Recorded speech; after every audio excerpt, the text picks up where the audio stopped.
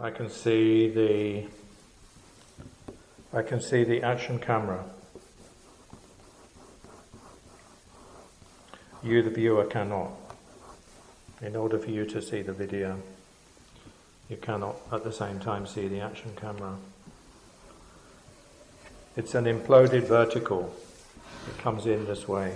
It's a little square box on clear plastic goggles worn in front of my eyes, the goggles in front of my eyes, the action camera in front of the goggles, and it implodes. The little square box implodes and gives me a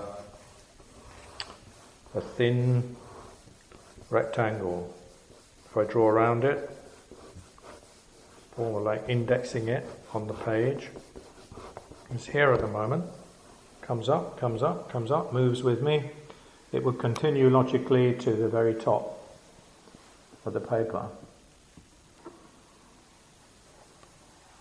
It's blurred. It's blurred. It's something like this. Okay, I actually cannot see what I'm doing at the moment because the brush is hidden by the camera. I cannot see the quality of line that I'm painting with the brush. It's up here.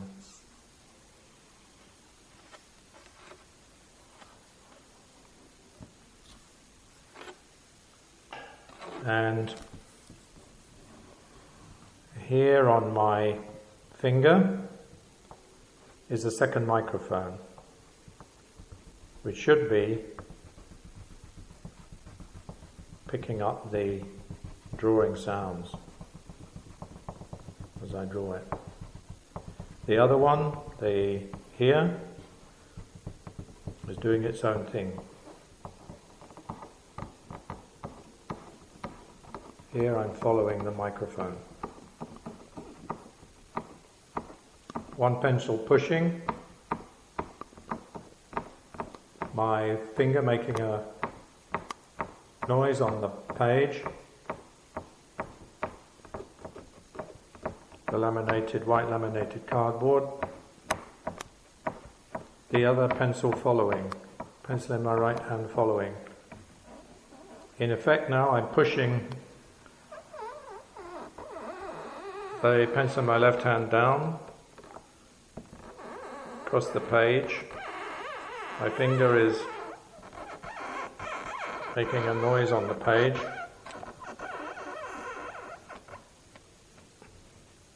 The other pencil ahead.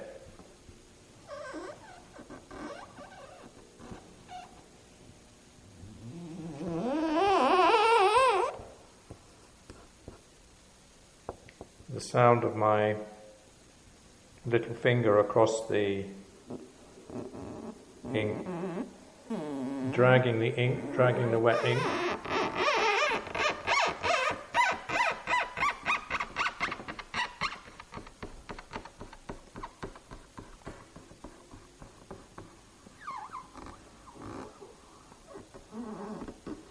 And I have to remember to look into what I'm doing, because if I don't, the camera doesn't pick it up.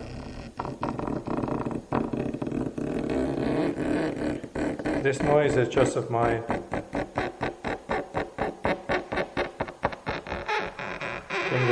finger dragging.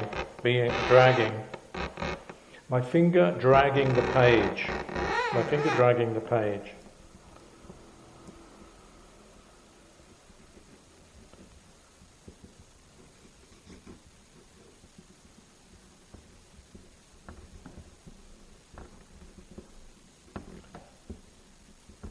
I'm looking at the microphone head.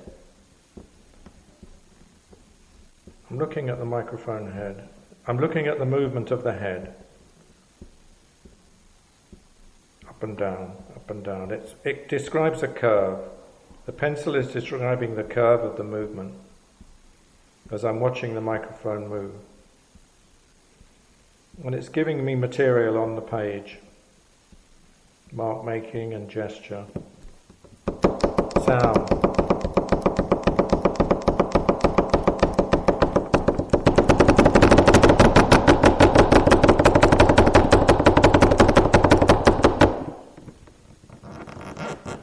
Tactility and sound.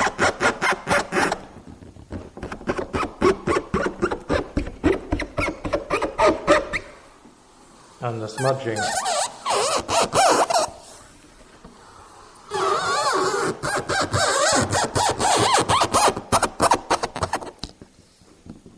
And before we go any further, let me introduce the point.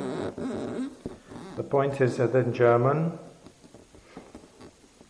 there's a word for space which is, if I can pronounce it correctly, I don't know.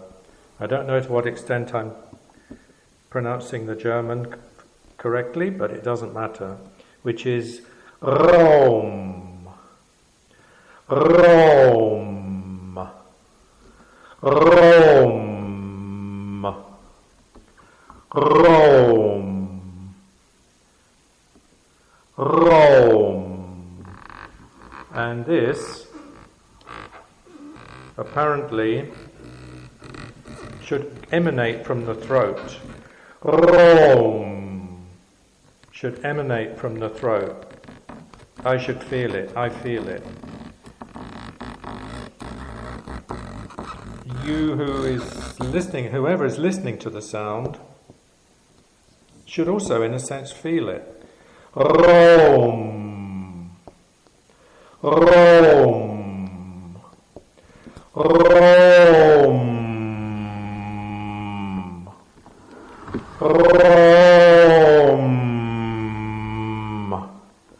RAUM.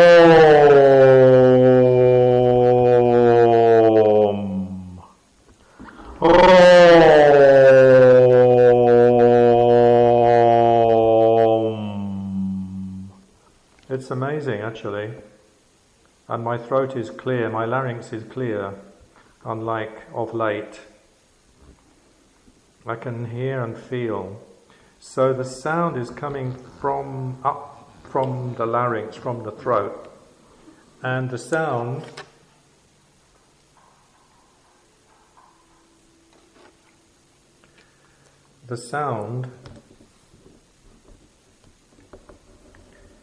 concerns space. So it's like an internal space, externalized. And I'm interested in this. The space of about, I don't know, 18 inches, I would say, between the camera and the page is the space that I feel that my perception of what I'm doing, not simply what I notice of what I'm doing, but what I perceive, which I consider a subjective issue as much as a biological issue. What I perceive that I'm doing takes place within this fairly short physical space. And this short physical space I'm projecting in to the drawing. So the surface of the drawing becomes the space of the drawing. But of course, this is very surface-based. This is very, very surface-based.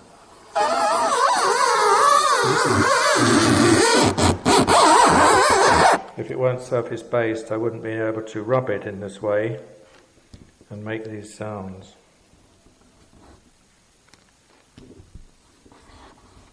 But I mustn't forget the dearly beloved Action Cam, its intrusion, its affectionate intrusion into my vision, into my perception.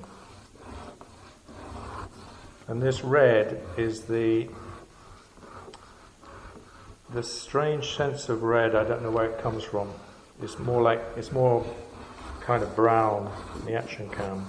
But either side of the black imploded rectangle, there's this red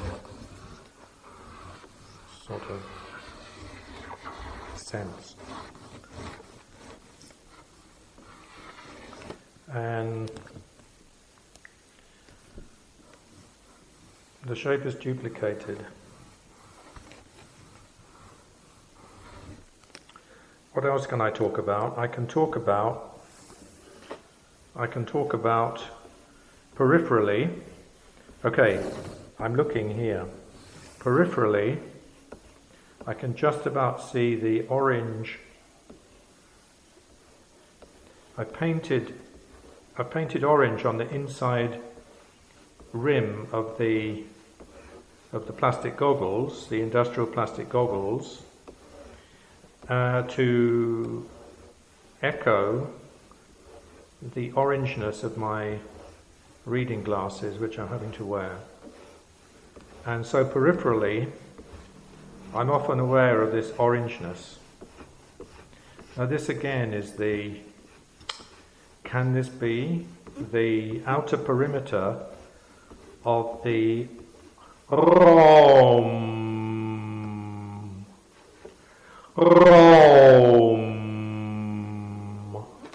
Can this be the outer perimeter of this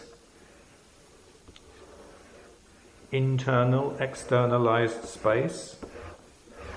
The space that's emanating from me, from my mouth, through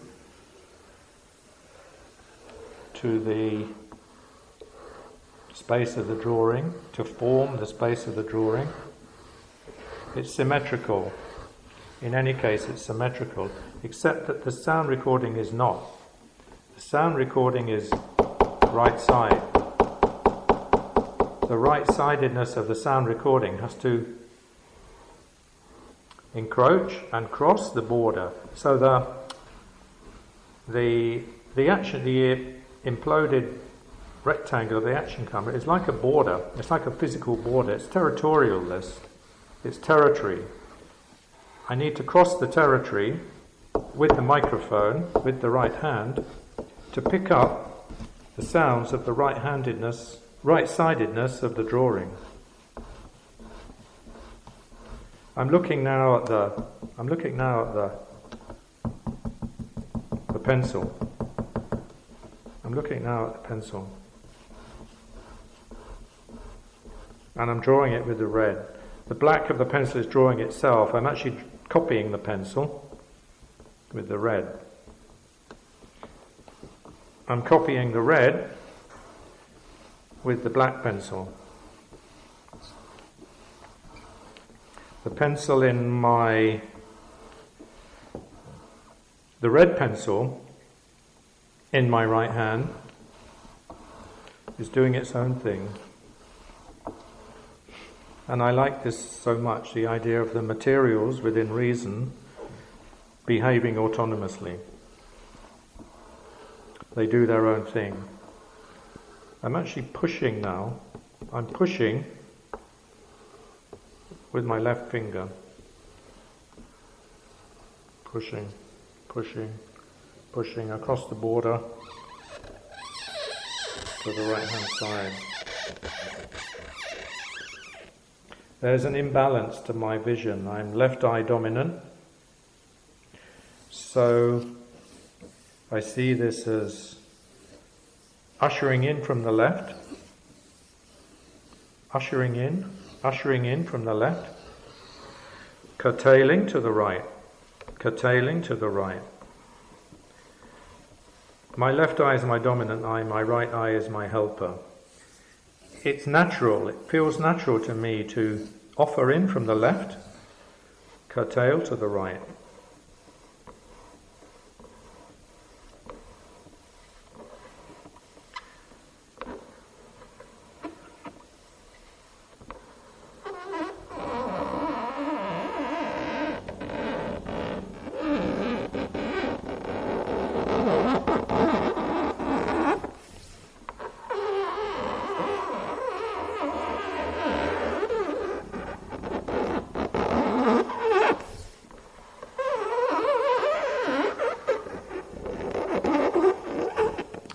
pencil's gone, except insofar as I can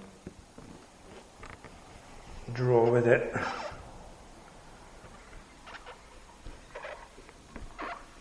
RAUM.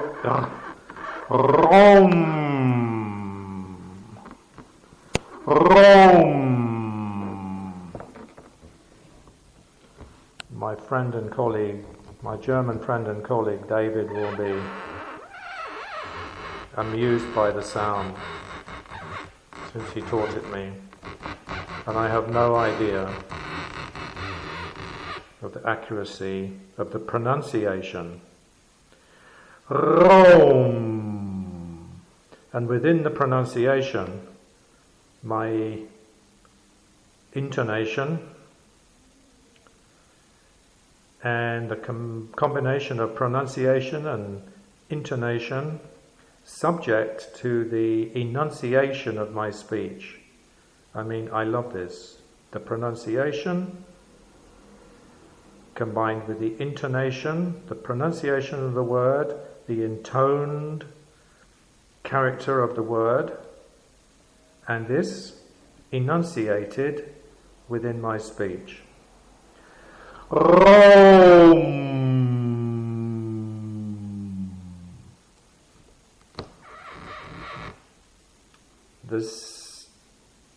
The symmetry of the sound, the symmetry of the sound, well, that's not quite true, because I have not a hearing problem, but a kind of inner ear problem with my right ear, right side, and it does create a kind of lopsidedness. There's a slight reverberation, the right side. There's a slight reverberation. So when I pronounce this word, it's not entirely symmetrical. The sound, there's a slight, well, can I say? I don't know. Maybe I'm conceptualizing, I don't know. RAUM. There's a slight lopsidedness. There's a slight difference. Maybe it's the larynx, maybe it's the inner ear, but there's a slight lopsidedness. And the lopsidedness veers, obviously, with the problem being on the right, it veers to the right. So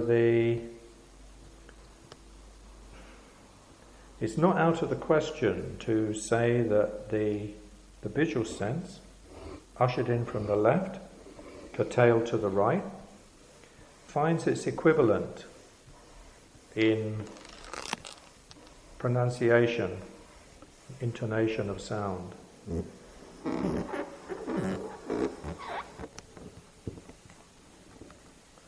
I'm back to the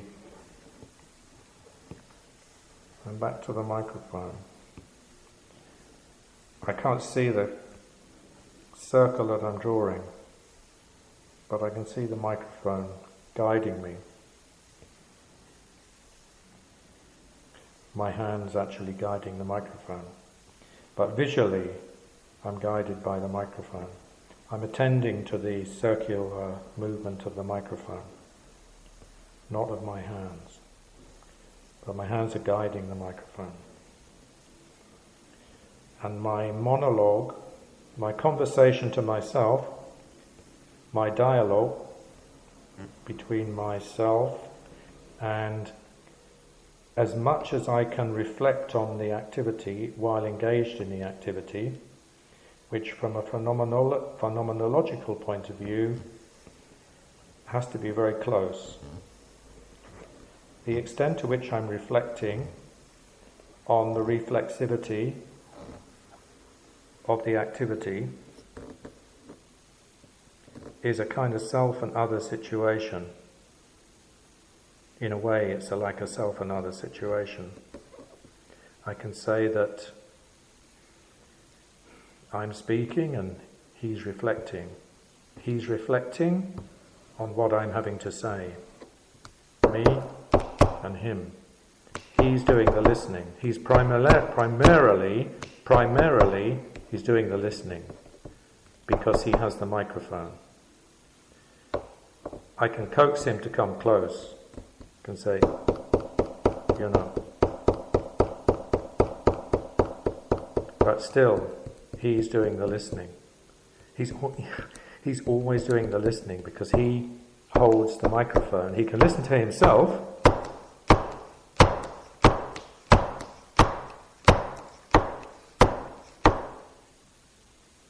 and he can listen to me.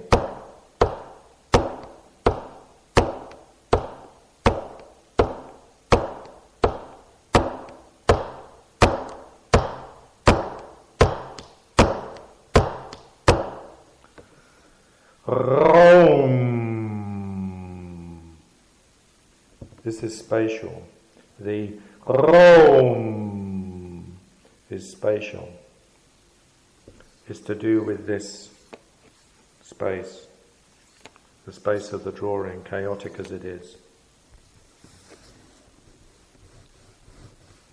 The imploded action cam. The point of, here's the thing. Here's the thing.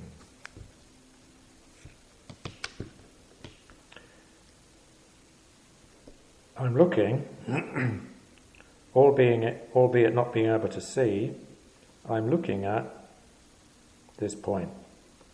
I can't see it because it's in front of the action cam. The action cam obscures it. But this is the point that I'm looking at. All else, I mean it's indifferent to you, but all else to me is peripheral to my focus. This is the center of my focus. Peripherally, I can see the microphone.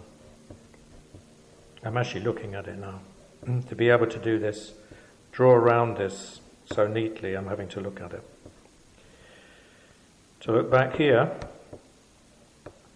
peripherally now, I'm looking at the microphone, and my drawing around it is looser. If I fill it in, if I fill in the shape, peripherally I'm looking at the microphone. I'm looking centrally at this shape, and I can see it because it's to the right of the imploded rectangle of the action cam. But I can see the microphone.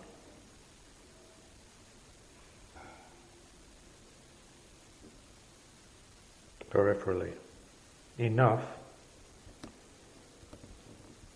to be able to make the circle. I'm following the curve of the microphone. I'm following its curve.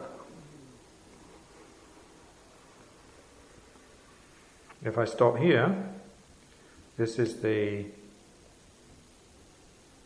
curve of my forefinger.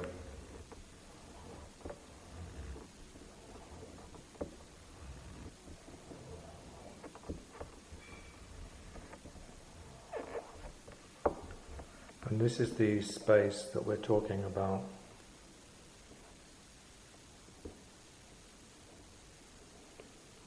This is the, well, there's another word, somatic space. The sensation, the bodily sensation, the physical bodily sensation reverberating out from my speech, especially when I'm pronouncing this word, RAUM. So I'm thinking about, I'm crossing the blind spot here. This is the blind spot. At this point, the central part of my hand I cannot see. Is behind the blur. It's blurred, but it's behind the action cam. So this is the RAUM, the drawing.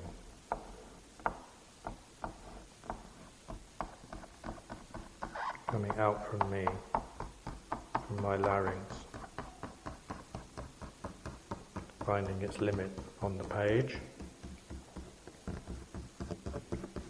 And in the process of finding its limit on the page, hopefully pushing itself into the surface of the paper as space. That's the paradox. That's the beautiful paradox of working in two dimensions.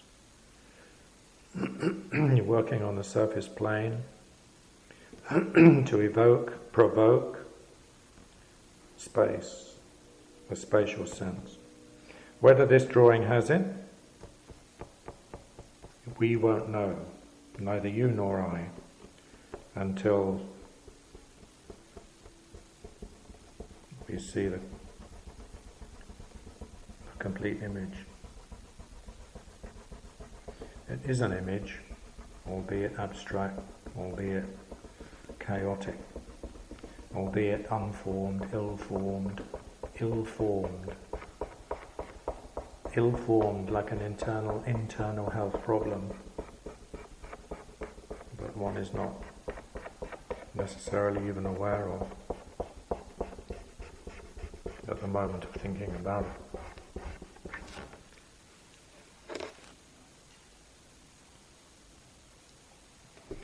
And this action can, here it is again, I can't see what I'm doing. The thickness of the brush is about the width of the action camera. Looking up, looking up, looking up, looking up, looking up. I can take this to the top of the page. I can pull it down again without remotely being able to see what I'm doing.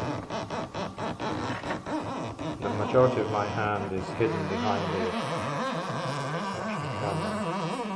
I can guess that I'm making a very, very strong gesture with the black paint. And I'm pushing and pulling with the paint now.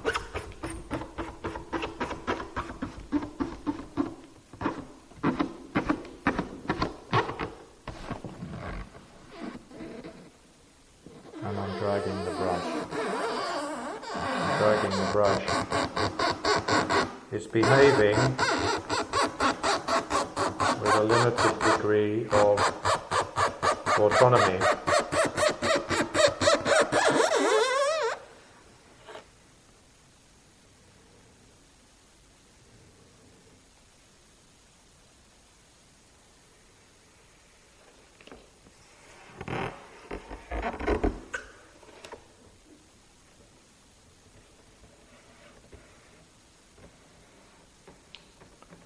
And its sheer wetness is enough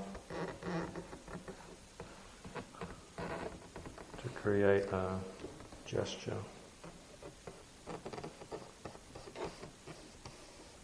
For the RAUM.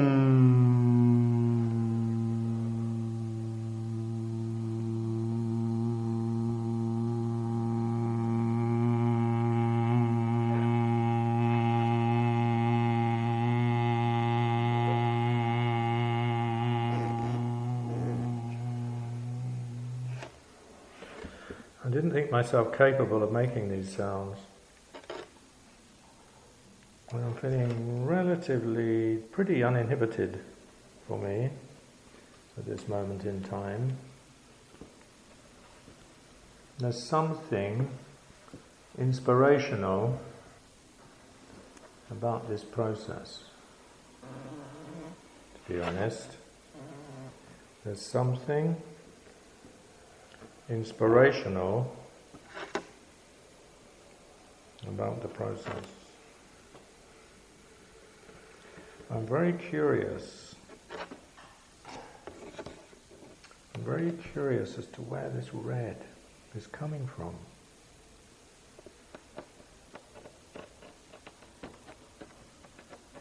There's something about this gadget. Okay, I'm tracing the edge of it. Tracing the edge of the red.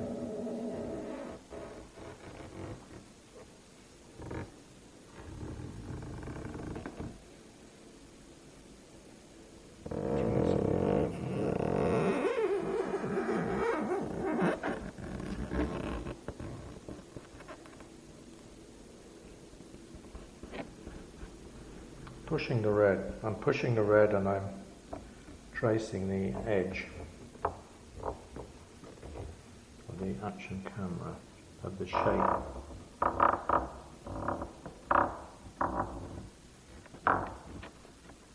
Of the action camera.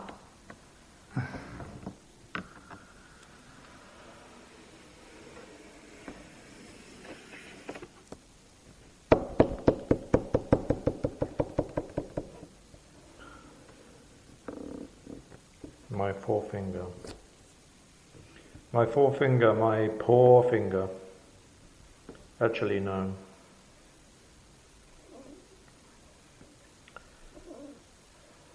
It's not an uncomfortable situation. It's not an uncomfortable sensation.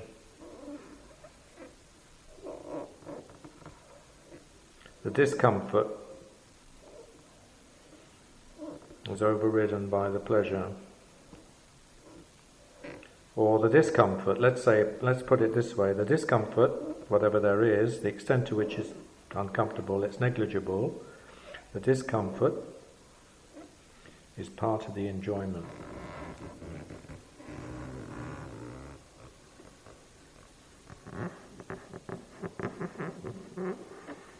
The enjoyment of whatever mild sensations of discomfort are involved.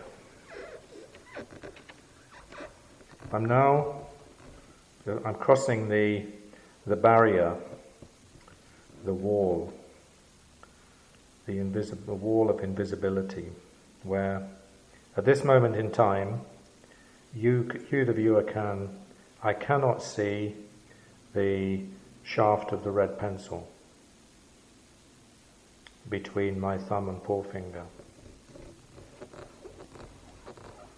I still can't see it.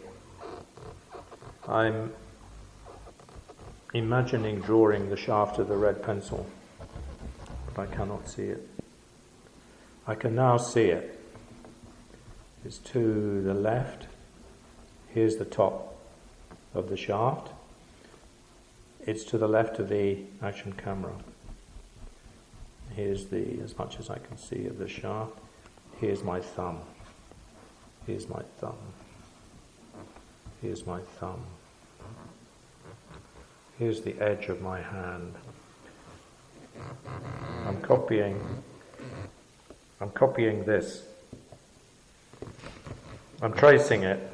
I'm tracing it. I'm tracing it. I'm tracing it. I'm now looking at the creases in my flesh across my wrist.